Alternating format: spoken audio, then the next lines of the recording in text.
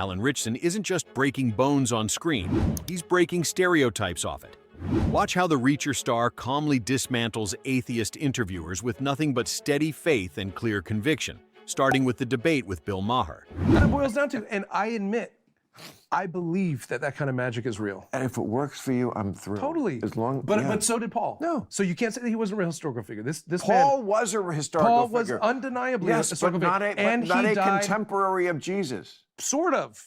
Oh, I see. With the That's okay, people would argue this with him in his own day, of course.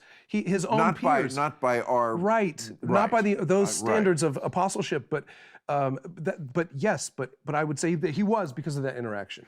You can tell Alan wasn't there to win a debate. He was there to share something personal. When he talks about St. Paul and that kind of magic, it's not about pulling facts from a textbook. It's about faith that's lived and felt. And even when Bill Maher tries to keep it historical, Alan stays calm, gently steering things back to what really matters to him. That kind of calm confidence speaks louder than any argument, and he keeps doing it over and over, demonstrating his conviction. There are things that have happened historically that are verifiable that I think go to show that people that were very close to him very much believe this. That's not historically verifiable. That he had disciples that Paul lived and was a Roman. That's Paul, what I'm talking about. Like Paul was not a disciple. He died. St. Paul? He had an interaction on the road to Emmaus. He would argue that he was because he had a personal interaction with. But you and I, you as a non-believer would say it's not possible. Okay, I got to give you the facts. And just as the discussion begins to get hot, Alan doesn't bat an eye. He stands firm, not with aggression, but with conviction. To him, Paul's experience on the road to Damascus isn't a tale. It's a turning point in history. While Bill attempts to pin everything down with timelines and definitions, Alan's view reminds us that religion isn't necessarily contrary to history.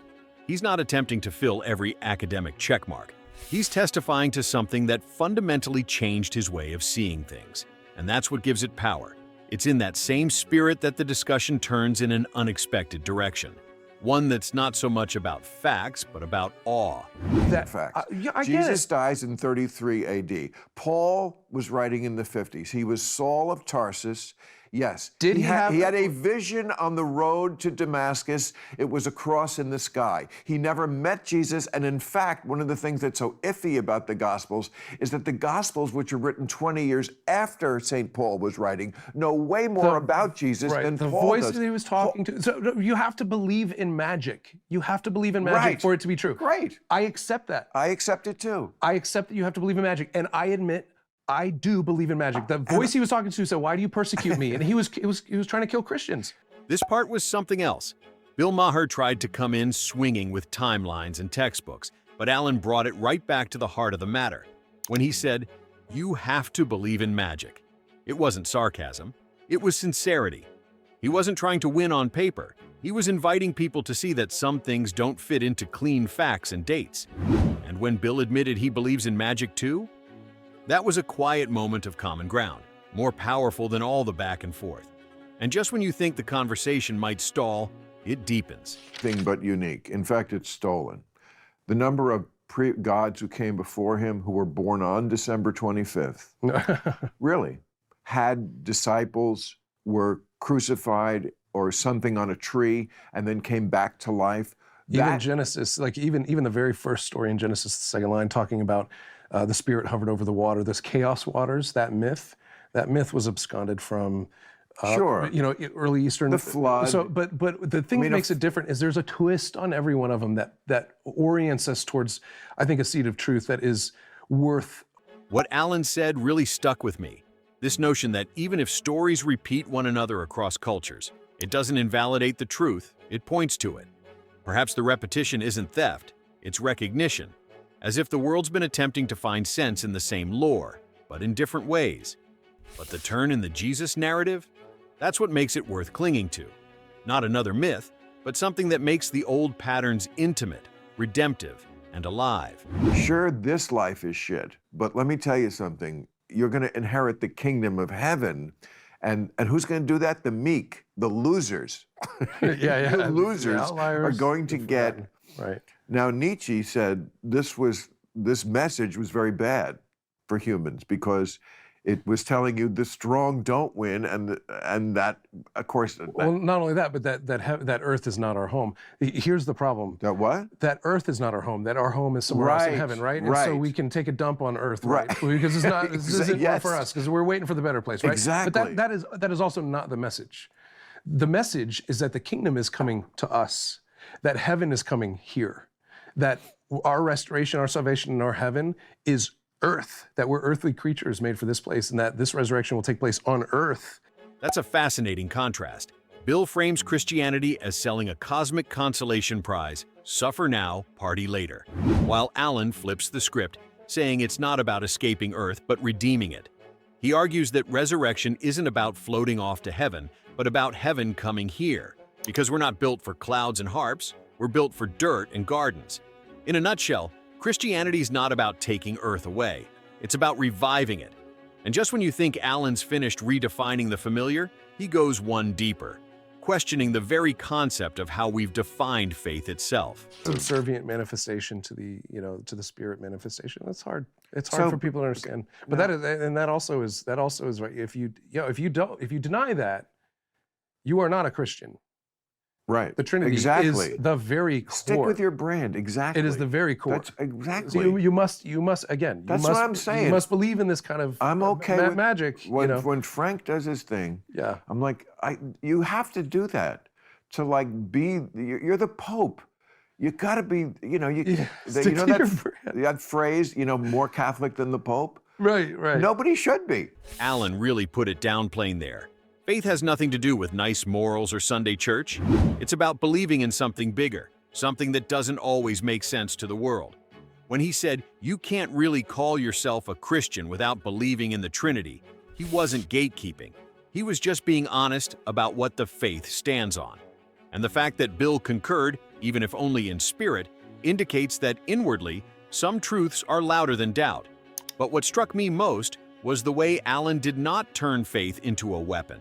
He was not trying to get points. He just flat out put down the truth, no extras. You're convinced Bill Maher, devout Christian. That would be hilarious. And that's not my effort. Look, I talk about this all the time. And what I want, if I could have my druthers, I want less vitriol in the world, and I want the Christian community not to be the one that's known for making outliers and monsters of others. Man, this bit was wild. In the middle of all the sarcasm and theology jabs, Bill throws out the classic, "What if I turn into a believer by the end" line like it's a sitcom arc? And Alan, bless him, doesn't even flinch. He's not trying to win converts, he's trying to cool the temperature.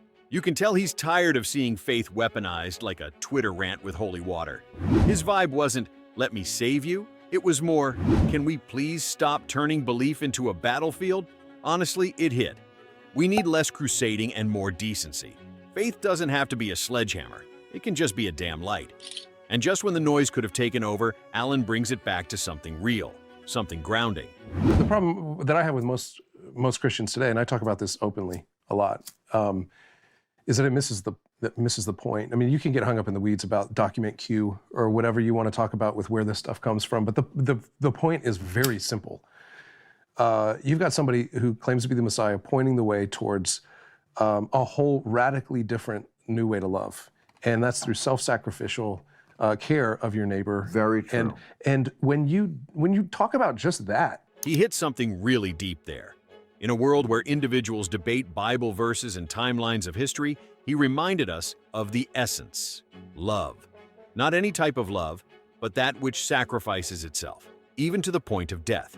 That's what Christianity is all about, seeing the glory of what Jesus did and allowing that transform us in terms of how we live. At other times, it takes a person like Alan to break through all the noise and remind us of what actually counts. Just when you think the discussion is winding down, Alan introduces something new. He changes the subject from trying to letting go, from stress to grace. When you talk about just that, it's a really beautiful thing that a lot of other religions don't talk about, because you're talking about religions that talk about the way to salvation is through doing it over and over and over again and living a million lives, or finding your own self-elevation, through meditation or contemplation. But this is talking about admitting that we are flawed, and admitting that there's a path towards joy that comes through self-service and self-sacrifice. And I like that. The biography of Jesus is anything but unique. In fact, it's stolen. That's such a cool way to think about it. So many belief systems put the burden on you. Fix yourself, work for it, climb your way up. But what Alan said turns that around. It's not about perfection or striving without end.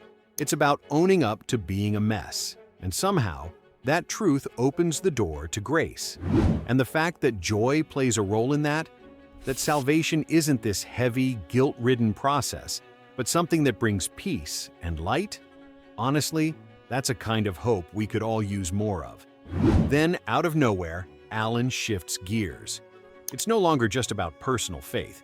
It becomes a whole new way of seeing the world. The real twist in the first myth, in the creation myth in Genesis, is quite simply that those chaos waters that everybody knew, and the serpent being, the snaky monster being the mythological villain, was well known to people at that time, but never had there been an acknowledgement that it was God who created that thing, and that he thought that thing was good, and that we're to coexist with this world where things like monsters exist and humans exist, and there's a way to do that in a way that still breeds peace. That had never been done before.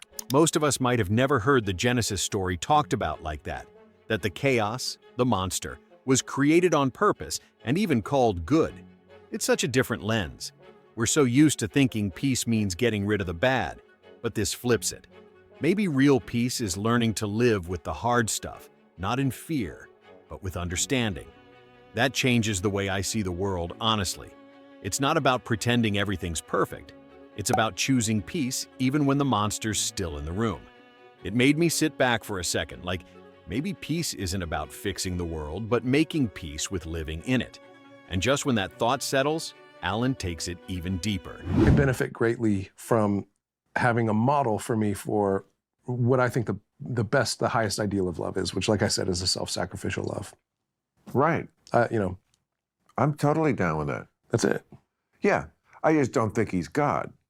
I don't think there's such a thing as a God. I guess we'll find out. Yeah. I guess we'll find out. Well, rock on.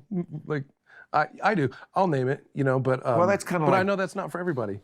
Honestly, Alan wasn't trying to win anyone over, just showing what real faith looks like: steady, peaceful, and rooted.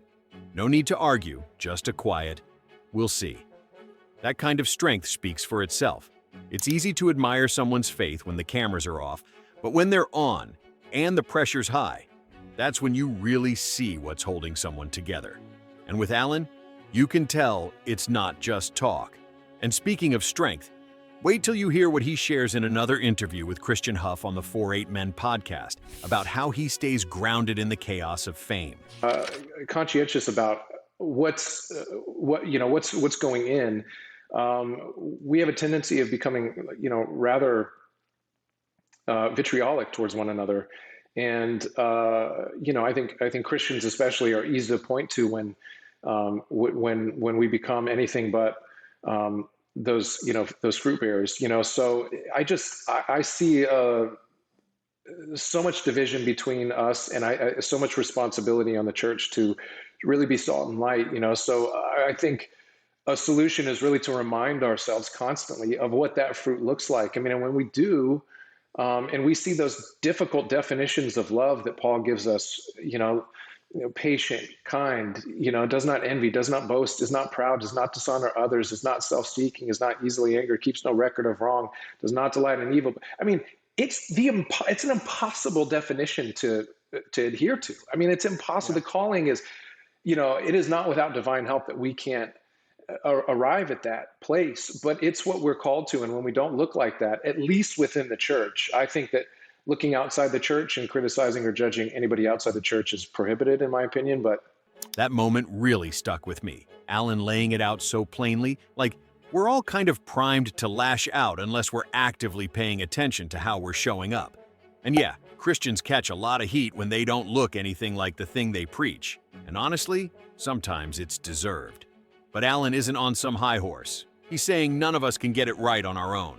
That list of love Paul rattles off, patient, kind, not proud, not easily angered, that's not a checklist, that's a miracle.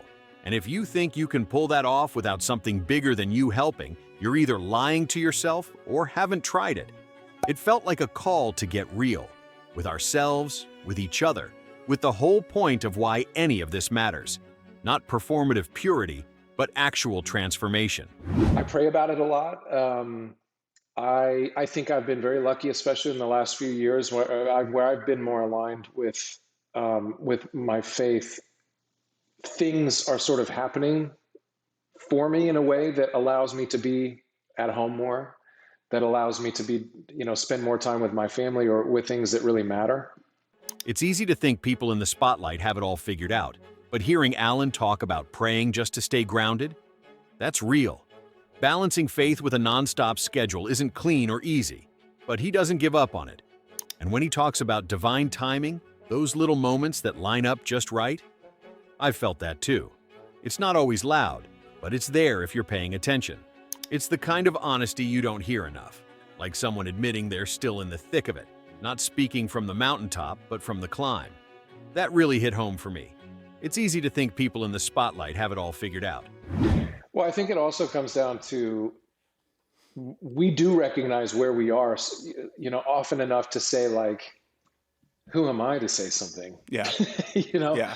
I know what I did last Friday night. Yeah. Like, I know I should say something, but I'm no better. Yeah. This is really like the great tool of the devil, right? This is the great wizardry, is the fact that we can be convicted just enough to not speak into each other's lives. That really resonates. It's so easy to slip into judgment, like we've got the answers and everyone else just needs to catch up. But this is a needed reminder. We're all carrying something, all a little bent in one direction or another. It's not our job to fix everyone. It's our job to walk humbly, with grace. Honestly, the world could use more of that posture right now.